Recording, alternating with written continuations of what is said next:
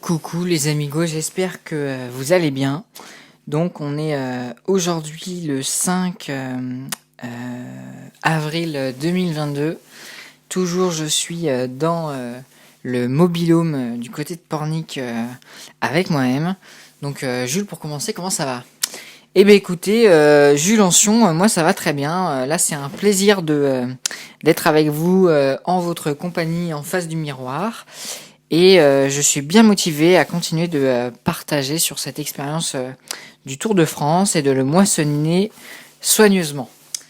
Super, merci Jules pour cette intro. Avant de commencer, je crois que j'aimerais vous poser la question de qu'est-ce que c'est la paix pour vous?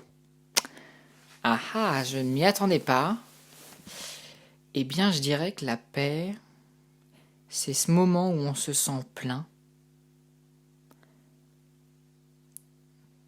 C'est ce moment où en nous c'est ouvert, où ça respire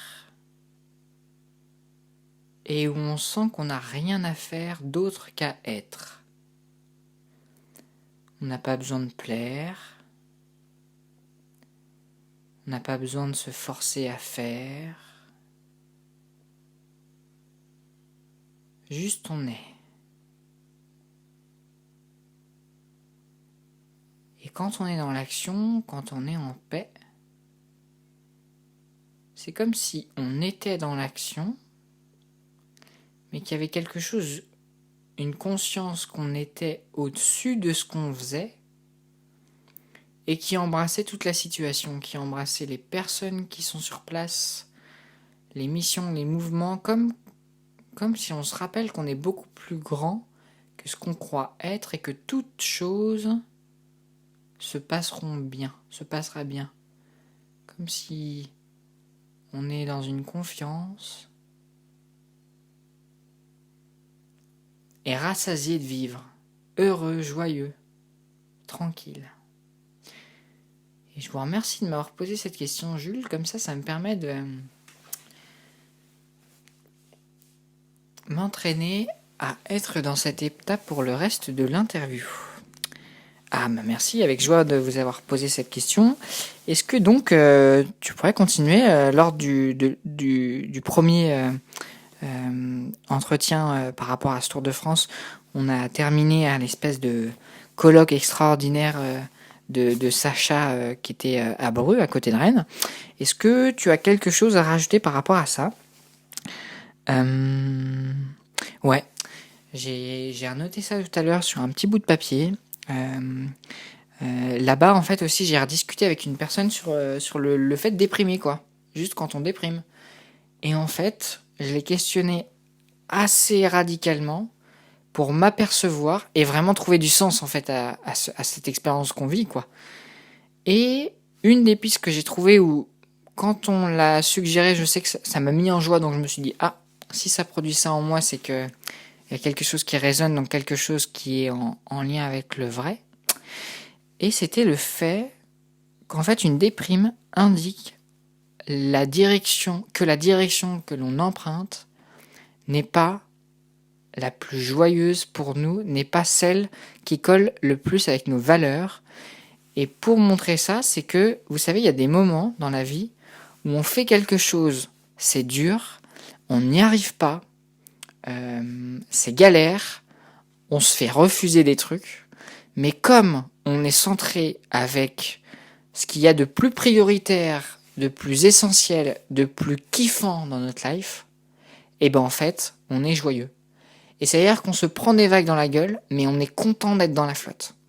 Or, des fois, on est dans la piscine, c'est chauffé, mais juste, ça n'a pas de sens, ça nous fait pas kiffer, et là, ça produit la déprime.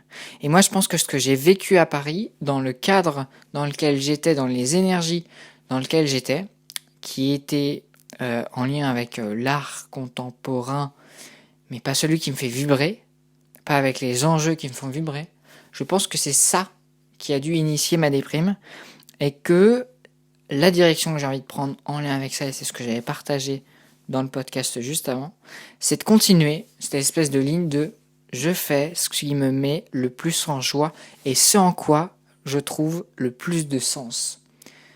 Voilà.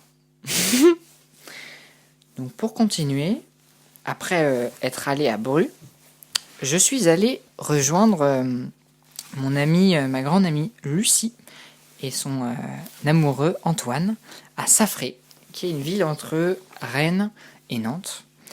Et c'était absolument super. Ça faisait 2 fois de suite que je vivais dans un manoir coupé en deux, parce que juste avant à la coloc c'était un manoir. Là c'était aussi encore un manoir. Et du coup, genre quand je suis arrivé et que Lucie m'a dit, je me suis dit, oh là, c'est marrant ce truc-là. Peut-être qu'à un moment je ferai un truc en lien avec un manoir, la notion de manoir, la notion d'habiter un manoir. Bref, un mât blanc. Je sais pas si vous avez la ref, ça va très vite dans ma tête. Bref, ce que j'ai kiffé en étant chez Lulu et Antoine, déjà c'est le rapport qu'ils ont avec leur chat. Ils ont adopté un petit chat qui était assez peureux, mais qu'ils envisagent vraiment comme un ami, comme un allié et comme un être qui a autant de valeur qu'un humain. Ça veut dire que ils lui demandent, ils lui parlent. Quand ils le prennent dans les bras, ils vérifient qu'il est consentant. Et je trouve ça magnifique. Le deuxième truc qui m'a touché aussi, c'est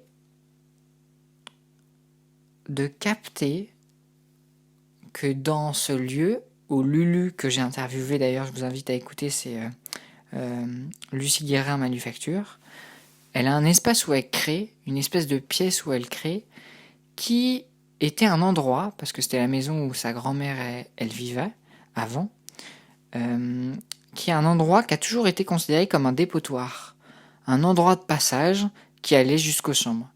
Et en fait, Lulu et son amoureux Antoine ont réhabilité cet espace, et pour moi, c'est l'endroit le plus joyeux, avec la plus belle énergie de la maison. Et c'est l'endroit aussi où Lucie crée et où elle a une table et un mur dédié à ses créations. Et ça, c'était trop bien de me poser là pour peindre une peinture qui s'appelle Les Saisons de l'ouvrage, qui est une peinture que j'ai réalisée en plus d'une semaine, qui a couru sur la semaine d'après en fait, et même un petit peu de la semaine d'après.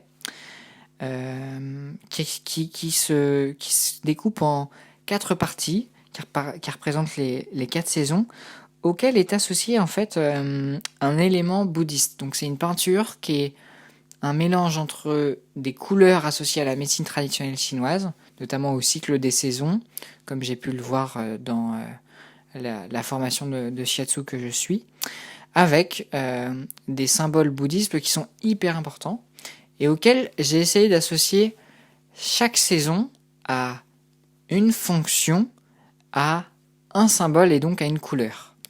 Et pour les présenter assez simplement, on va voir l'hiver. L'hiver qui est le moment où on se retrouve. L'hiver, c'est le moment où on ferme un peu les volets de nous-mêmes par rapport à l'extérieur, et on fait le point avec nous-mêmes. Et c'est une erreur aussi que j'ai fait pendant ce Tour de France, de le programmer à ce moment-là. En fait, je crois que ce qui m'aurait vraiment mis en joie, c'est de faire ce Tour de France au printemps, et c'est sûrement ce que je ferai la prochaine fois. Mais l'hiver, j'ai choisi de le symboliser par les 2 précieux poissons, qui représentent en fait la félicité, fruit d'un ouvrage intérieur. Ensuite, au printemps, j'ai choisi de le représenter par la conque, qui est en fait un coquillage qui, dans l'Inde et dans ces pays-là, on souffle dedans pour faire un bruit. Et dans la tradition bouddhiste, ça représente la tradition... non, ça représente le fait de partager les enseignements du Bouddha. Et donc pour moi, le printemps, c'est vraiment le moment où les fleurs s'ouvrent, où on partage ce qu'il y a de plus beau, ce qu'il y a de plus précieux. Et donc en l'occurrence, moi, c'est à ce moment-là que j'aimerais peindre, vraiment genre extérioriser ce qui se trouve en moi. Là où, à l'hiver, c'est vraiment l'endroit où j'aimerais plus faire des retraites pour trouver le merveilleux en moi et le faire mûrir. Ensuite, il y a l'été. Bon, bah, l'été, j'ai choisi la précieuse ombrelle. Parce que ombrelle, bon, c'est ce qui fait de l'ombre au soleil, et l'été, il fait beaucoup chaud. Mais qui représente aussi le fait que l'été, c'est le moment où moi, je sens que j'expérimente à fond. Je suis un explorateur, je me balade. Je vois comment les autres font, je fais des chantiers. Et c'est vraiment l'idée de se protéger, prendre soin. Et dans les moments où on est dans l'aventure, de conserver cette espèce de protection qui fait qu'on reste concentré, lucide et vigilant sur ce qu'on vit. Et puis, après, on a le précieux... comment est-ce qu'on appelle ça? Moi, j'ai mis pot. Je me rappelle plus le nom exact, mais en fait, c'est comme un récipient, un vase, le précieux vase qui recueille les enseignements du Bouddha. Et pour moi, l'automne, c'est vraiment le moment où j'ai envie de faire le point sur ce que j'ai vécu pendant toute l'année. Vous savez, l'automne, c'est le moment où les feuilles tombent. Et je crois que c'est pendant cette période que je vais, après avoir expérimenté tout l'été, extériorisé au printemps, préparer l'hivernage à travers l'écriture. Et l'automne dernier, j'ai écrit le guide pro arbre. Et là, je crois que j'ai envie de continuer de conserver cette espèce de rigueur à ce moment-là, c'est le moment où j'écris en automne. Donc vraiment de mettre l'expérience, le savoir, le précieux dans un vase, dans un récipient pour le contenir. Alors, par rapport aussi à Safré, qui est un super petit village, il y a d'autres trucs que j'avais envie de célébrer. C'est le fait que ça se trouve dans une campagne où j'ai pu gambader, kiffer, et notamment un endroit où il y a un parc de BMX où en fait j'imaginais que j'étais sur un vélo et je courais et je sautais et je me suis dépensé à faire des tours. C'était très très agréable. Il y a aussi le fait que j'ai capté, et on a capté avec Lulu juste avant de partir. On a fait de la musique, c'était génial ça aussi. On a fait une petite musique pour une amie. Ça c'était très joyeux. Mais bref, j'ai capté que de par d'autres expériences que j'avais fait, magnifiques, je m'étais désadapté d'une manière de faire et de communiquer. C'est-à-dire que je demandais beaucoup avant de faire des choses qui faisaient que dans des situations avec des gens, on pourrait dire un peu normales, d'une culture normale, ça pouvait un peu foutre la pression aux autres, de se dire ok, Jules est très vigilant, il faut que je sois vigilant, alors que pour moi c'était juste normal, et du coup créer des situations un peu de coincé du cul et de projection de trucs. Et en fait, avec Lulu, c'est un truc qu'on a découvert et vraiment qui me donne envie de waouh, et que j'ai expérimenté après de juste c'est quoi, on s'en fout, on est en mode à la bonne franquette, on est des gosses, on est des potes et ça c'était vraiment trop cool. Du coup, vers la dernière journée, on s'est vraiment mis dans ce mode-là avec Lulu, mode beaucoup plus libre et ça c'était vraiment joyeux. Ouais, ça me donne envie de continuer de goûter, de jauger en fait. Cette espèce d'équilibre entre d'être trop attentionné et enfin ouais c'est ça, donc d'être attentionné tout en étant très libre, spontané quoi, c'est ça, attentionné et spontané, c'est magnifique, c'est la vie quoi. Bref, on arrive après Safré, un endroit où du coup je suis allé de manière impromptue, puisque c'était pas prévu. C'était chez Élise, à Liffré, où on a encore fait une autre interview avec Élise. Et Élise, en fait, c'est une fille qui était avec moi en philo, avec qui on a fait 3 ans pendant ma licence, que j'apprécie aussi beaucoup, qui est vraiment incroyable, qui me paraît libre, en même temps qui est forte, qui est déterminée, que tu fais pas chier, et un truc que je célèbre de ces quelques jours, là c'était un peu moins, c'était 4 jours qu'on a dû passer ensemble, il y a le fait déjà d'être accueillie par son papa, parce que elle vit encore dans la maison familiale, pour le moment où là elle est retournée faire ses études. Et avec son papa, c'est vraiment d'arriver, le mec était en train de faire la muscu sur des terres, et d'arriver, je me fous en t-shirt et de faire la muscu, les exercices physiques avec lui, ça j'ai adoré. Et j'ai adoré aussi avec Élise le fait on se retrouve comme si on s'était jamais quitté, ouais, en fait on avait toujours ça faisait 2 ans peut-être qu'on s'était pas vu, mais franchement c'est tout comme quoi. Et ça c'était très joyeux pour moi de voir l'humain qu'elle devenait, et notamment de me faire sensibiliser par rapport à elle et questionner les points de vue en lien avec l'écologisme et l'écologisme radical, c'est-à-dire celui qui légitime le fait d'utiliser la violence pour arriver à ses fins, pas par désir de violence, par colère, mais juste une violence qui protège le plus grand nombre. Tu vois, c'est comme si t'as un braqueur qui arrive dans une banque ou qui arrive dans un parc avec un flingue, à savoir le capitalisme et certaines dérives industrielles et économiques qui s'y sont associées, qui sont donc juste en fait dangereuses pour les habitants de la Terre, et une personne qui va dire ok non mais en fait juste moi je vais lui sauter dessus et je vais le maîtriser, je vais le foutre à terre, et qui représente en fait juste cette force que m'a permis de questionner Élise. Là où moi c'est vrai que je pourrais avoir des idéologies beaucoup plus en lien avec la non-violence, avec Gandhi, et donc c'était très puissant de me confronter à cette haute manière de voir. C'était vraiment très très bon. Très très très bon, très enrichissant en termes de graines, de questionnement que ça a planté, pour en arriver à vraiment, ouais, je me rappelle des discussions dans des blablacars, un peu par la suite, en lien avec ça, quoi, qui est vraiment la clé, et c'est un très bon ami que j'aime beaucoup, qui s'appelle Jérémy, Bémon, qui partage souvent ce truc-là, quoi, c'est vraiment de la fermeté, de l'amour, quoi.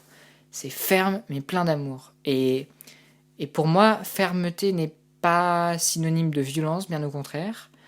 Et en ce sens, je vois comment j'ai envie de me positionner. Et c'est joyeux. Et aussi, c'est une des discussions qui m'a permis d'en avoir après avec d'autres. Et de creuser en moi des réflexions, notamment par rapport au bonheur, à quelle place le matériel a dans ma vie, avec d'autres gens. Et vraiment de visualiser très clairement un espèce de triangle avec tout en bas le bonheur, qui est en fait ce que tout le monde vise, et tout en haut, les objets matériels qui vont nous permettre d'accéder à ce bonheur. Et en fait, c'est juste de capter que le bonheur est beaucoup plus profond que ça, et même si apparemment, là je le dis, ça fait un peu démago de le matériel n'est pas important, l'idée c'est pas ça, c'est de capter que le matériel est très important, très beau, qui permet de faire plein de choses, mais qu'au moment où on doit faire des choix, on ne doit pas se référer au matériel, mais se référer à ce qu'il y a de plus profond dans nos désirs, et donc de plus en lien, qui embrasse le plus le bonheur, en fait, qui embrasse plus le fait d'être heureux, quoi. Et c'est intéressant pour déconstruire des choses, notamment des manières de faire. Bref. Chez Élise aussi, ce qui était chouette, c'était de se balader dans la nature. C'était de rigoler.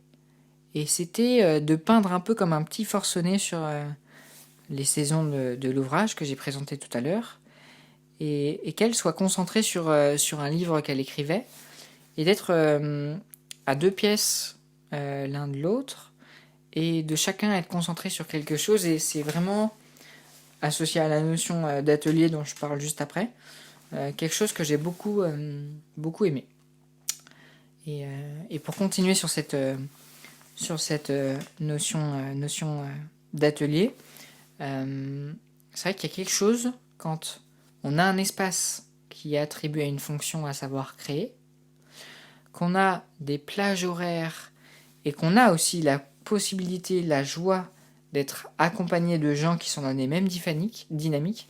Pour œuvrer, ça simplifie quand même vachement les choses, parce que s'y mettre quand on a l'espace, les moyens, et qu'il y a des gens qui œuvrent à côté, ça roule.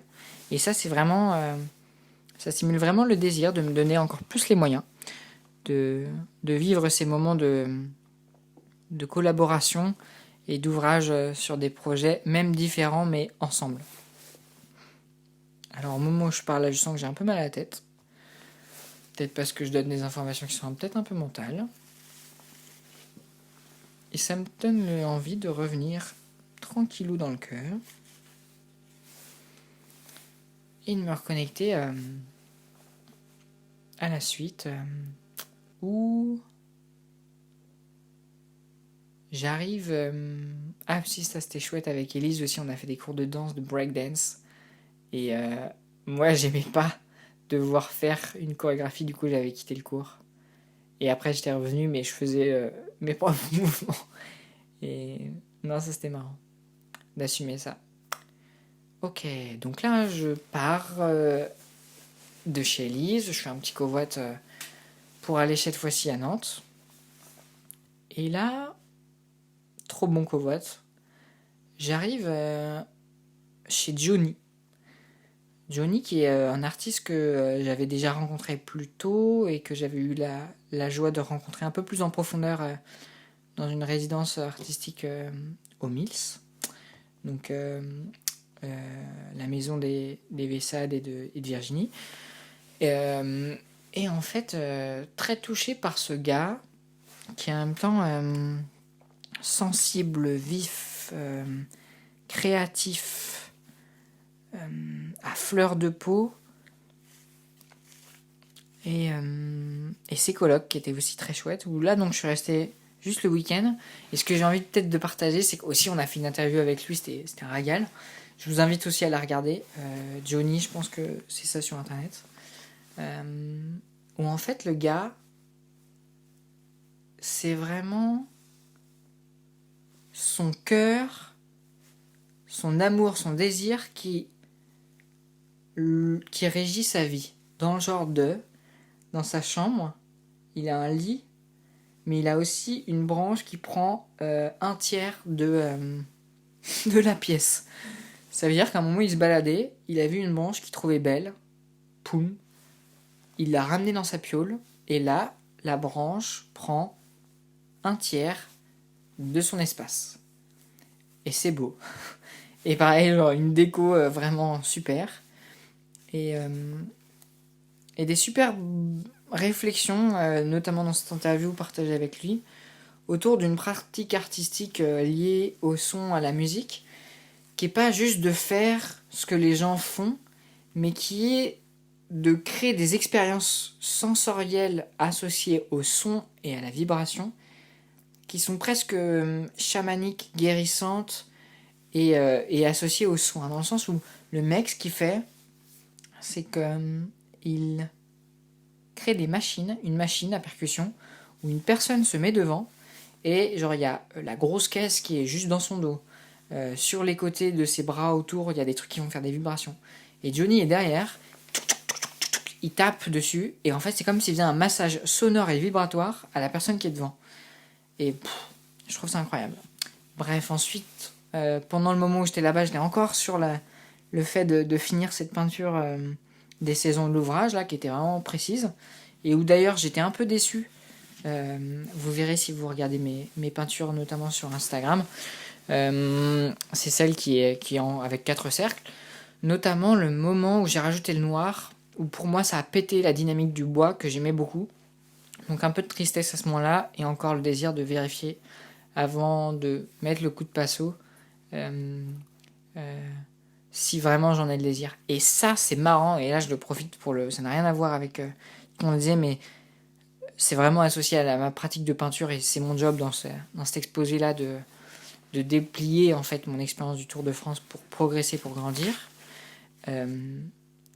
Oh là là, ce truc de moi, je suis en même temps paralysé de ouf quand je peins une peinture. Parce qu'en fait, j'ai peur de louper, j'ai peur de mal faire.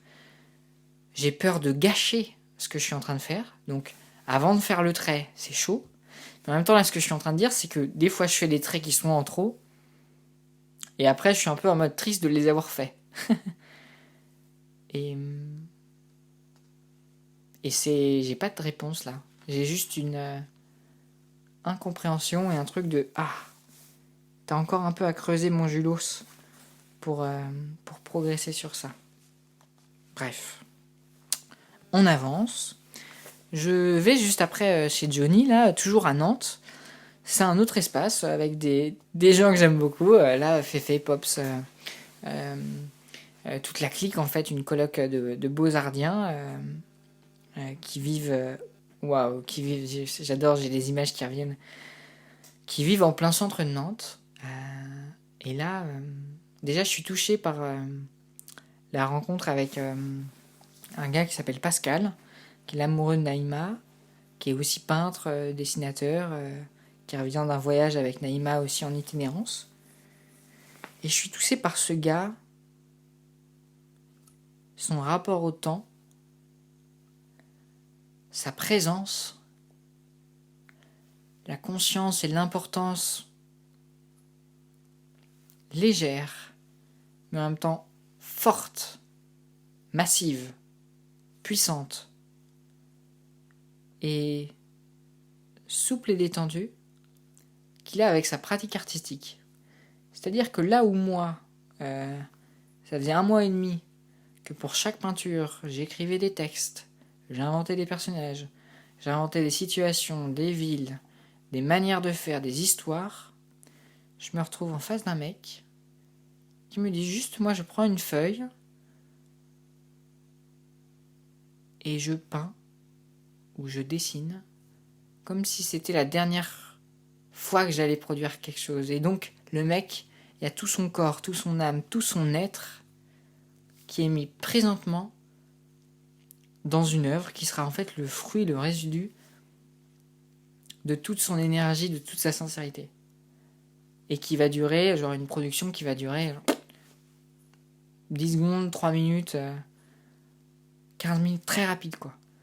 Et cette espèce de conscience, de confiance, vraiment un truc de poids qu'il met dans ce qu'il produit, ça m'a touché. Ça m'a touché, ce gars m'a touché. Et ce qui m'a beaucoup aussi touché à cet endroit-là, c'est la rencontre aussi avec un autre gars qui s'appelle Mathis. Un autre beaux-ardien, lui qui étudie à Lyon, pardon. Très intelligent, mais en même temps très sensible, avec lesquels on s'est bien marré. Il faisait PON, PON, les petites expressions, c'était très chouette, très beau. Et ouais, ça c'était vraiment doux, et rigolo d'être avec ce gars qui, je me vois un peu dans ses vibes, un peu de, pas autistique, mais quand le mec est concentré sur un truc, il est concentré sur ce truc. Et je me suis retrouvé dans ça, je me suis pas mal retrouvé dans ce mec-là, c'était assez marrant. Et aussi, ouais, des très beaux shiatsu, massa shiatsu que j'ai offert, où je me suis vraiment senti au service, c'était très chouette. Et quelque chose aussi que j'ai adoré, c'était faire aussi une autre interview avec une fille qui fait du tissage, mais qui a une réflexion en lien avec l'origine du tissage et l'histoire de l'évolution et de la création du numérique des ordinateurs, et qui mêle en même temps des images historiques de licorne, mais aussi des réflexions par rapport à 2001, l'Odyssée de l'espace, des trucs comme ça, et vraiment l'intelligence artificielle dans des œuvres qui vont être des tissages qui vont prendre peut-être 3 mois à se faire, avec toute une réflexion autour. C'était un régal de discuter avec cette meuf. C'était waouh là là, ça m'a reconnecté à des trucs de putain, le sens qu'on met dans les choses, les liens qu'on fait entre les choses, mais bordel, ça a de la valeur quoi. Et là de le dire, mais ça me franchement, si tu m'écoutes, girl, tu m'as régalé quoi.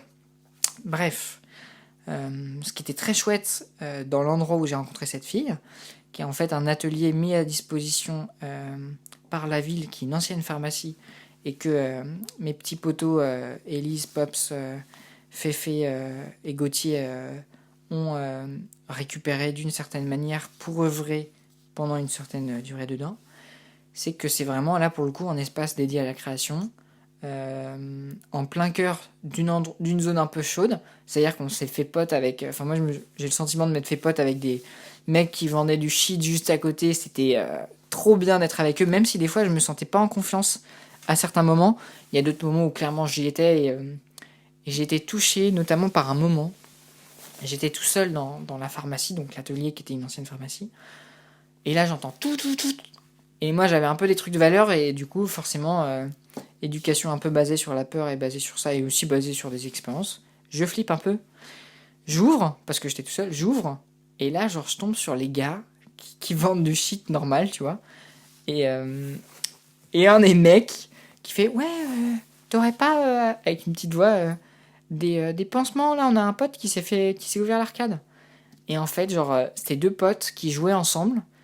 Il y en a un sans faire exprès, il a foutu un coup de tête à l'autre et en fait il saignait un petit peu et en fait je leur donne le pansement, de quoi désinfecter et là genre t'as trois mecs qui sont autour d'un black énorme euh, et, et qui lui met les petites gouttes dessus pour que ça s'enlève et qui désinfecte. Et genre, ils sont trois autour d'un mec en pleine street, en mode opération spéciale, faut prendre soin de notre petit pote. C'était mais d'une beauté, les potes, c'est waouh, c'était poétique, c'était touchant, enfin bref, ça m'a réchauffé le cœur, c'était magnifique quoi. Et le moi qui avait un peu peur juste avant et qui tombe nez à nez avec ça, mais ça l'a. Oh, c'était beau. C'est quelque chose qui m'a beaucoup touché. Et aussi dedans, bah là j'ai produit parce que du coup, genre j'avais passé 2 semaines et demie sur la même toile qui est donc les saisons de l'ouvrage. Là, fallait que je fasse 2 toiles en une semaine si je voulais être dans mon critère de base, c'était de produire une toile par semaine, une œuvre ronde par semaine. Et donc là, je fais deux trucs qui est sur deux ronds, deux œuvres qui s'assemblent. C'est-à-dire que juste avant, j'étais allé à Leroy Merlin pour acheter une planche. Ils n'avaient pas la planche que je voulais, je m'étais dit en mode merde, fais chier. Et en fait, j'en avais pris une plus petite que j'avais fait une espèce de montage en bois pour que deux planches rondes puissent s'emboîter. Chose que j'ai faite. Et que du coup, ça soit deux œuvres qui soient un peu genre qui fonctionnent ensemble, quoi. Et là, les amigos, et c'est vraiment la preuve que l'endroit dans lequel on est, ça modifie vachement notre rapport avec le fait de produire ce qu'on va produire. C'est-à-dire que tous les endroits avant où j'avais un rôle un peu de artiste parmi des non-artistes, où donc là je me foutais une pression à vouloir faire un truc beau, précis, de hey, les cocos, regardez comment je sais faire des trucs, machin, machin. Là ça retombe direct parce que je suis juste avec des beaux-ardiens qui s'en branlent de la forme. Et qui, quand je dis ça, genre c'est pas de manière péjorative, c'est au contraire libératrice dans le sens où t'as envie de dessiner un bonhomme, tu fais 0 plus 0 égale la tête à Toto, c'est ok. Tu vas pas être jugé et t'as rien à prouver à personne parce que tout le monde c'est des artistes et ils assument qu'ils sont des artistes, tu vois. Et donc là, genre c'était deux peintures que j'ai fait en mode libre, je m'en bats les couilles, je fous un sens dedans que je kiffe, les couleurs, ça va vraiment au feeling et c'est des œuvres que j'avoue que j'aime pas mal. Et qui m'ont vraiment réconcilié aussi, en plus de celle que j'avais produite à Bru, qui s'appelle Le Rêve de Sacho, avec le fait de on fait, et on se juge pas. Et c'est chouette, j'ai écrit des beaux textes, donc, que j'ai perdu par la suite à Lyon, là. Euh, des belles histoires par rapport à ça, des belles philosophies, et je pense que ça reste présent en moi et dans mon cœur, mais ouais, je peux peut-être la raconter. C'est vraiment l'histoire que quand quelqu'un prend folie, c'est parce qu'en fait, il n'entend plus. Et là, ça a été représenté par le cow-boy, qui représente en fait un peu les sociétés occidentales, qui en fait n'entendent plus, qui n'ont plus d'oreilles. Pourquoi? Pour s'écouter soi. C'est juste des gens qui ont oublié qu'ils pouvaient s'écouter soi. Et qu'en eux-mêmes, il y avait l'infini éternel de tout l'espace, de tout l'univers, de tous les cosmos, toutes les solutions, tous les conseils, toute la justesse. Et du coup, quand t'écoutes plus cette justesse, et ben en fait, tu te réfères à un monde extérieur. Qui fait que quoi? qui fait que tu peux, c'est pas obligé du tout, mais tu peux te placer comme victime de ce monde. Et quand tu te places comme victime de ce monde, comme c'est une idée qui est fausse, c'est une idée qui produit de la colère. C'est une idée qui produit de la souffrance. Et quand tu es en colère, quand tu es en souffrance, c'est dur d'aimer. C'est dur de s'aimer soi, c'est dur d'aimer les autres. Alors ce qui se produit, c'est qu'on éprouve de la colère. On éprouve de la colère parce que notre vue est juste pas juste. Et donc on éprouve de la colère envers les autres. Et cette colère, qui au début se manifeste par la pensée, va se traduire par des paroles. Qui, ensuite, pensée plus parole, ruminée, va se produire par des actes. Et donc par des guerres, des déclarations de violence, de guerre.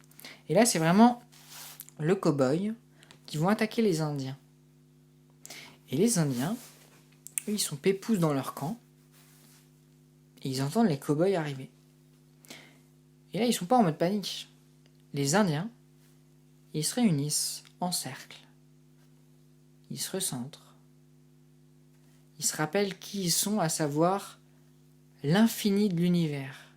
Ils se rappellent, quoi ? Qu'ils sont un entre Indiens, qu'ils sont un entre cow-boys et Indiens, et qu'ils sont un avec tout le reste, qu'il n'y a aucune séparation, que tout ce qu'il y a à l'extérieur de ces Indiens sont en réalité à l'intérieur.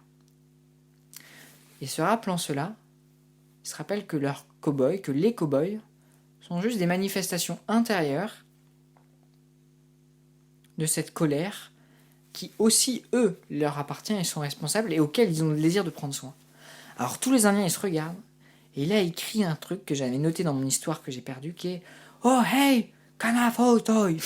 C'était pas ça du tout, mais en gros, ça signifie « Ensemble, nous sommes un ». Ils gueulent ça 3 fois, les Indiens. « Ensemble, nous sommes un. Ensemble, nous sommes un », avec leur langage. Et ils foncent comme des gros tarés sur les cow-boys.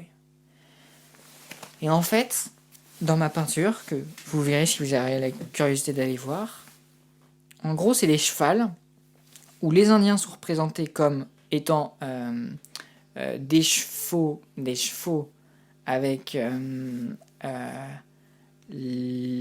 au niveau des fesses un peu comme des centaures, et les cow-boys c'était l'inverse, c'était au niveau du devant, au niveau du cou du cheval, quoi. Bref, les Indiens courent comme des gros tarés sur les cow-boys parce que les cow-boys étaient en train de les attaquer. Et là, se mettent à les saisir. Et c'est là que je reviens par rapport en fait à la réflexion qui m'était venue grâce à Élise Alifré, et en lien avec l'écologie, tout ce truc-là. Et en lien, oui, c'est ça, où en fait là, les cow-boys seraient un peu l'aspect capitalistique, et les Indiens feraient juste en fait ceux qui n'ont pas oublié qui ils sont et qui nous sommes. Et donc les Indiens utilisent l'amour parce qu'ils se rappellent qu'ils sont un, ils se rappellent que les autres sont leurs amis, avec la fermeté parce qu'ils utilisent la force, la puissance. Donc les Indiens sautent au cou des cow-boys, boum, leur font un énorme câlin, ils les foutent par terre, ils les paralysent, tac, ils s'enroulent autour d'eux comme des lutteurs là, de MMA, et juste, ils ne bougent pas, jusqu'à ce que le cow-boy se soit calmé, ait pris conscience de ce qu'il était en train de faire, et grâce à l'amour que l'Indien irradie à travers son cœur au cow-boy, que le cow-boy ait des petits débuts d'oreilles qui repoussent, puis qui reviennent, parce qu'en fait, il y avait les oreilles, elles étaient juste bouchées. Qu'entendre le chant des oiseaux, qui se rappelle à quel point une feuille, c'est magnifique, qui regarde le soleil, et qui se rappelle quoi ? Qui se rappelle qu'ils vivent sur le paradis. Et qui se rappellent que ce qu'ils ont, c'est déjà béni, c'est magnifique. Et que ce qu'ils ont autour d'eux, c'est ce qu'ils sont à l'intérieur. Les cow-boys se posent, les cow-boys sont tranquilles, s'excusent auprès des Indiens d'avoir voulu les attaquer, font la paix avec eux-mêmes. Ils se reprennent une petite bouffe peut-être tous ensemble. Et puis chacun retourne. Les cow-boys ont des plumes dans les veuches. Les Indiens, ils sont contents. Et puis tout va bien. Les amis, sur ce deuxième mois, donc le mois de février de ce Tour de France, moi je sens que j'ai envie de m'arrêter sur cette expérience et ce partage de cette dernière peinture et de cette histoire. De vous laisser, après 40 minutes de partage, de moisson, et de vous retrouver pour le 3e épisode du dernier mois de cette expérience du Tour de France, juste après. Je vous souhaite une magnifique soirée ou journée. Je vous remercie pour votre écoute. J'espère du fond du cœur que vraiment ça plante des trucs chouettes en vous, que ça fasse des résonances, que ça produise de la joie, du sourire, de la conscience. Et puis je vous dis à bientôt pour de nouvelles aventures. C'était Jules Ancion en direct de Les Moutiers-en-Ré, près de Pornic. Je vous embrasse. Ciao!